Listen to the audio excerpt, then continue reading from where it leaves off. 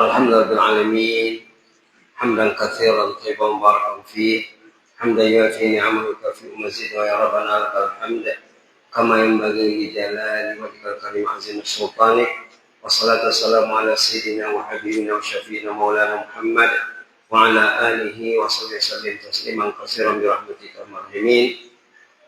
Allahumma shrah sudurana wa nawwir qulubana wastur uyubana waghfir dzunubana wa yassir umurana bi kulli khair.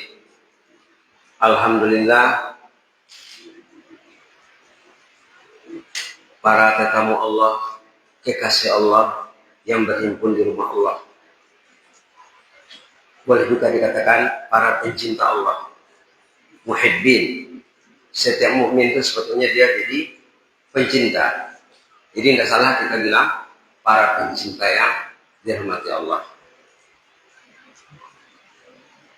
Para pencinta sedang melaksanakan Ihya Ramadan. Program ini di bawah skop ataupun di bawah bahagian Ihya Ramadan. Ihya Ramadan itu berarti sembahyang berjamaah, sembahyang witir, sembahyang tahajud, sembahyang tarawih dan ceramah. Ihya Ramadan artinya menghidupkan Ramadan dengan majelis-majelis keagamaan. Baiklah, yang saya hormati sahabat-sahabat saya, para muallimin, muallimat, dan bapak-bapak serta ibu-ibu, para pencinta sekalian. Pencinta ini dalam bahasanya muhibbin. Muhibbin, para pencinta ya. Jadi judul yang dipilih malam ini i'tikaf dan kontemplasi spiritual. Mungkin bapak-bapak ada yang asing dengan judul ini.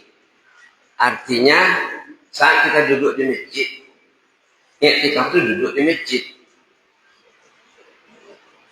Duduk di masjid bukan hanya sholat, bukan hanya mengaji, bukan hanya zikir, bertadabbur juga. Istilahnya pakai di sini istilah kontemplasi spiritual, ta'ammul wa tadabbur. Al-i'tikaf fi baitillah ma'a tadabburi wa ta'ammul. Hadza wal maksud. Kita duduk di masjid, kita mesti bertadabbur. Kita pikirkan hal keagamaan kita. Sekarang kita berada bukan 10 terakhir lagi. Mungkin minggu terakhir Ramadan. Perjalanan Ramadan kita coba kita renung. Nah, di sini ada dibagikan 4 jenis orang yang puasa. 2 yang gagal total, 1 yang pulang modal, pulang pokok, 1 yang untung. 2 yang gagal, mungkin dia tak puasa. Nomor 1, nomor 2 mungkin dia pura-pura puasa. Nomor 3, puasanya puasa makan minum saja. Jumlah yang dimakannya sama dengan di luar puasa. Kata narasumber tadi malam, bila ditimbang berat badannya, tidak kurang berat badannya. Sepatutnya orang yang ingin sukses puasa, sebelum Ramadan ditimbang berat badan dulu.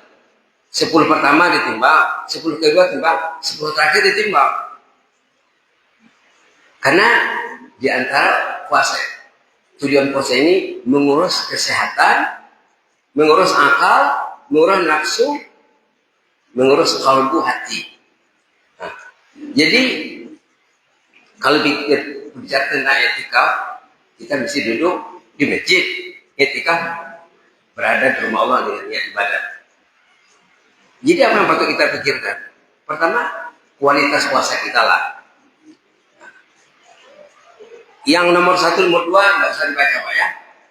Nomor 3, ini mayoritas orang puasa ini. Puasanya menahan lapar dan dahaga saja. Mungkin Quran tidak perlu sama dia. Sembahyang berjemaah berat, tapi dia puasa juga. Sembahyang tarawih susah. Sembahyang tahajud jangan tanya lagi tahajudnya. Duanya juga begitu. Nah, kalau nomor 4 diambil semuanya Pak. Sembahyang berjemaahnya kalau bisa full. Sembahyang rawatibnya, sunat rawatibnya penuh. Kemudian baca Qur'annya targetlah mau berapa satu hari. Istrinya baca Quran, suaminya baca Quran. Ditarget dari awal Ramadan. Anak-anak ditarget. Kalau boleh ditulis, didata. Tinggal seminggu lagi Pak ya. Nah, seminggu lagi ini kita isi lah. Kalau ingin mencapai yang nomor 4. Ini diambil dari ide seorang ulama tersohor zaman dulu yang hidup 1915 sampai 1964. Karyanya banyak. Profesor Dr. Mustafa Asma'i rahimahullah. Jadi idenya masih baik untuk dibicarakan. Selain dari pembagian puasa yang dibagi oleh orang-orang lain. Berarti target kita nomor 4 Pak. Kalau nomor 3 itu Pak, ibarat orang berniaga, pulang pokok saja. Jangan-jangan tekor. Bisa-bisa tekor di nomor 3 tuh. Kalau nomor 1, nomor 2 tuh gagal. Yang untung nomor 4. Ini yang mesti kita renungkan. Kita masih ada sekian hari lagi. Ini baru hari ke-21 Pak ya. Dalam hal ini, kalau kita ingin menilai kualitas komitmen keagamaan kita, kualitas ketaatan kita, kita bisa banyak membaca dari sejarah. Kemarin pertemuan sebelum ini ada sejarah seorang muslimah yang sukses Ramadan. Mungkin kertasnya masih ada sama Bapak. Itu perlu dibaca. Nah, seorang ulama tersohor zaman dulu namanya Al-Imam Fudail bin Iyad. Al-Imam Fudail bin Iyad. Nah, kita kalau ingin sukses hidup, kita mesti banyak tahu nama ulama. Mesti banyak tahu sejarah ulama, kata-kata ulama, perjuangan ulama. Seorang ulama tersohor, Fudail bin Iyad rahimahullah, terjumpa seorang ayah sedang membawa anak kecil. Ini bahan renungan untuk kita Pak ya, untuk meningkatkan keimanan kita kepada Allah. Imam tadi, ulama tadi menanya si ayah. Dilihatnya si ayah ini sedang mencium anaknya, anak kecil. Lalu ditanya oleh ulama tadi, atuhibbuhu? Atuhibbuhu? Ada kamu mencintai anakmu ini? Bapak suka sama anak ini? Bapak sayang sama anak ini? Do you love him? Katanya iyalah. Saya memang sayang sama anak saya ini. Ini anak kandungku. Ini buah hati belahan jiwaku. Ini darah dagingku. Kalau kata orang Sumbar, buah hati 9 tulang. Buah hati 9 tulang. Artinya darah dagingnya. Oh, begitu ya. Demikian hebatnya cinta Bapak terhadap anak Bapak, anak kandung, buah hati belahan jiwa. Tidak dapat digambarkan cinta ayah terhadap anaknya. Saking hebatnya. Kata Fudail bin Iyad, macam mana dengan cinta Allah? Bapak ini statusnya ayah. Allah itu Khalik. Allah itu Khalik. Coba rata-rata kita ada anak. Macam mana rasa kasih sayang kepada anak? Sebagai ayah, sebagai ibu, sebagai ompong, sebagai kakek. Allah itu Khalik. Dapat kita perkirakan, kita hitung seberapa cinta ayah dan ibu kepada anak dibandingkan cinta Allah. Allah yang dicintai semua manusia, termasuk ayah, termasuk ibu, termasuk anak. Maka dengan cinta Allah lah kita dikasihnya iman. Tandanya Allah tuh mencintai kita. Dengan cinta Allah dikasihnya kita masjid. Orang yang dicintai Allah dengan baik akan rajin ke masjid. Dikasihnya Al-Quran. Dikasihnya Al-Quran. Ini surat cinta. Ini surat cinta dari sang pencinta Allah Subhanahu wa taala untuk kita sang kekasihnya. Ini kitab Warakah cinta. Surat cinta. Tandanya orang itu dicintai Allah, dia mau baca Quran. Kalau masih jauh pada Quran, itulah itu kita renungkan bila kita ke masjid. Macam mana ya? Aku ke masjid, tapi aku tak baca Quran. Kalau kita pergi ke masjid-masjid yang maju, Pak ya, komunitas yang maju, mungkin 90% orang pegang Quran, Pak. 90% pegang Quran. Setiap masuk masjid pegang Quran. Kalau di negara tetangga, negara maju, ini depan ini ada rehal, ada Quran. Belakang nak pegang Quran, senang. Tengah-tengah ada Quran. Pernah saya sholat di Malaysia, sesudah zuhur tuh mereka tadarus tiap hari. Baca satu halaman saja. Yang turun baca Quran mungkin di atas 50%. Sudah sholat, sebelum sholat sunat, buka Quran. Setiap saf ada rehal, ada Quran. Saf ada rehal, ada Quran. Mereka akan baca Quran. Kasih sayang Allah kepada kita, dikasihnya kita Quran sebagai pedoman hidup. Mesti dipedomani. Kita bisa menanya diri kita, surah apa yang ada di hatiku? Fatihah sudah dikuasai atau belum? Kalau Fatihah belum dikuasai, apa yang dikuasai? Nah, Fatihah di sebelah. Dulu satu Ramadan pernah dilaksanakan di Brunei bengkel Al-Fatihah satu bulan dikelola oleh di sana tuh angkatan bersenjata negara Brunei. Di masjid angkatan bersenjata dibuat bengkel Al-Fatihah bulan Ramadan, menghalusi memperdalam Al-Fatihah. Ingat cerita tadi Pak ya, bahwa Allah sangat menyayangi setiap orang, lebih daripada kasih sayang ayah dan ibu kepada anaknya. Kalau kita mau duduk di masjid, ya Allah, Engkau sayang sama aku ya Allah, Engkau panggil aku ke rumahnya. Berapa persen orang yang dipanggil ke rumahnya? Maunya datang ke masjid ini bukan Ramadan saja. Nah, maunya bukan Ramadan. Berniatlah kita. Jadi yang nomor 4 tuh, yang sukses Ramadan itu berniat mau datang ke masjid bukan hanya bulan Ramadan. Kalau dia niatnya datang bulan Ramadan nanti nggak datang lagi, tunggu Ramadan berikutnya, nggak berhasil Ramadannya. Puasanya nggak berhasil. Karena puasa ini mencas iman, mencas keyakinan. Berarti nggak tercas. Mungkin cajarnya, pencasnya dah luar mungkin. Kenapa aku setelah sebulan Ramadan ke masjid, kenapa sesudah hilang aku? Kenapa menghilang? Nah, kita mesti tanya diri kita. Dan sekarang kita tanya, nanti sesudah Ramadan saya mau ke masjid atau tidak? Orang yang beribadat hanya bulan Ramadan, itu dalam Islam dikatakan Ramadaniyin, insan Ramadan. Ramadaniyin, insan Ramadan. Orang yang ingin bertaat kepada Allah dalam bulan Ramadan dan di luar Ramadan dikatakan Rabbaniyin. Orang yang mencintai Allah, mencintai Rabb. Subhanallah. Subhanallah.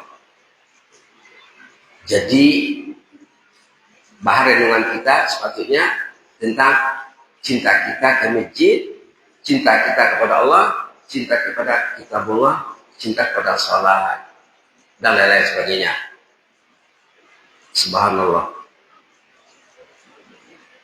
Seorang kekasih Allah zaman dulu namanya Yahya bin Mu'adz Ar-Razi membagi manusia pada 3 golongan Pak. Untuk menambah bahan renungan kita ya. Ada yang dikatakan faiz, ada yang dikatakan saleh, ada yang dikatakan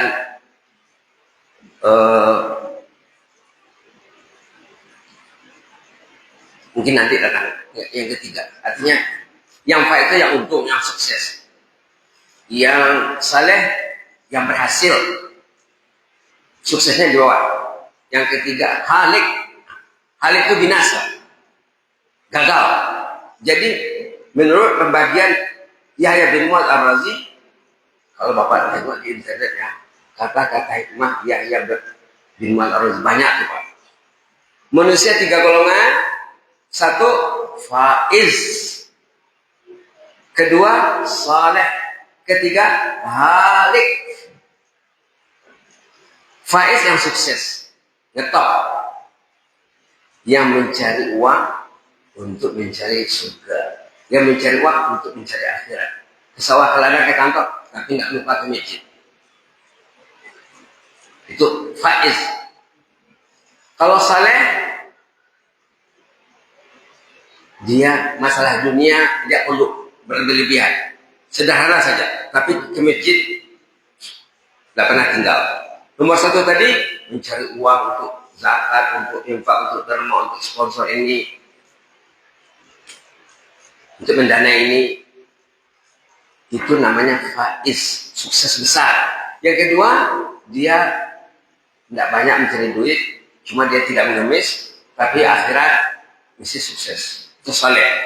Yang ketiga, halik, ha, alif, lam, kaf, halik, yang binasa, mencari uang, tidak ingat jannah, tidak ingat masjid, tidak ingat akhirat, ke sawah, ke ladang, setiap pagi, setiap petang, setiap sore, ke kantor, lupa ke masjid. Mencari yang tinggal, uang tinggal, rumah tinggal, mobil tinggal, kereta tinggal, kantor tinggal, pangkat tinggal, suami tinggal, istri tinggal. Tidak ada kemana-mana dalam kubur kecuali amal salehnya. Orang yang mencari uang, tidak ingat Allah, tidak ingat masjid, masjid dekat di mata, tidak dekat di hatinya, berarti itu halik, kata yang bin Mu'adz.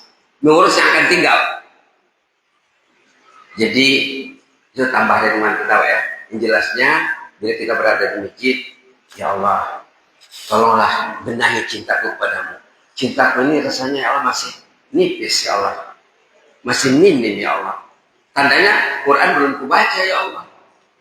Nah, berapa Quranku sudah? Sekarang sudah 21 Ramadan. Adakah dibaca sudah 21 juz?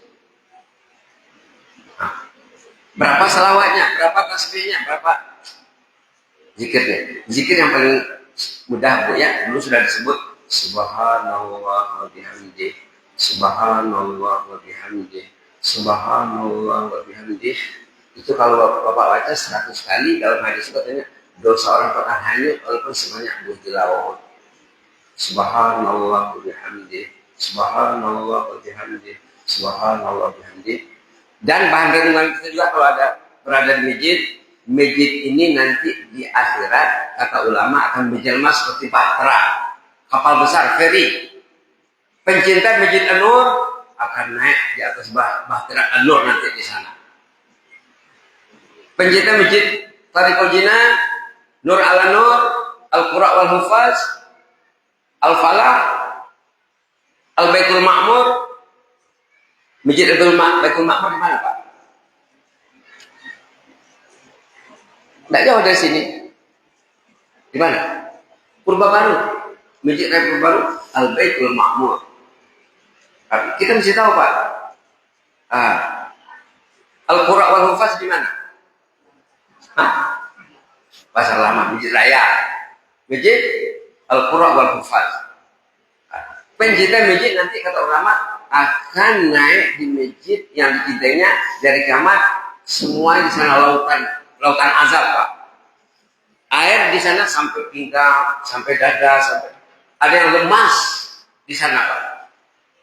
Kalau rumah dekat masjid jauh di hati, macam mana mau selamat Pak? Mudah-mudahan bermanfaat Pak ya. Itulah sekedar tambahan renungan kita malam ini. Yang jelasnya ada 4 jenis orang berpuasa, 2 gagal, 1 mungkin pulang pokok atau rugi. Yang 3, yang keempat yang sukses. Yang ingin menjadikan bulan Ramadan bulan perubahan. Sebelum ini dia tidak penuh sembahyang berjamaah di masjid. Sesudah Ramadan masih penuh sembahyang berjamaah. Kalau tidak dapat 5, 4. Tidak dapat 4, 3. Yang 3 itu apa? Maghrib, Isya, subuh. Tidak dapat 3, 2. Yang 2 itu apa? Isya dan subuh. Karena siapa yang datang sembahyang Isya berjamaah, jadi diberi nilai seperti qiyamul lail separuh malam, Pak. Siapa yang datang berjamaah sembahyang subuh, diberi nilai seperti berqiyamul lail tidak tidur 1 malam, Bu. Jadi kalau datang Isya dan subuh, ekstra usia ibadahnya bertambah semalam setengah. Kalau semalam itu 12 jam, separuh itu 6, berarti 18 jam. Orang yang datang sembahyang subuh berjamaah dan Isya, ekstra nilai ibadahnya bertambah 18 jam, Pak. Begitu disebut dalam hadis. Mudah-mudahan bertambahlah ilmu kita begini malam ini, dan kami biasanya subuh ada lagi. Ada semuanya di subuh ada lagi. Insya Allah bagi yang sempat ya, mudah-mudahan kita sempat. Jazakumullah khairan. Inni ubukum fillah wa astaudiukumullah. Wassalamualaikum warahmatullahi wabarakatuh.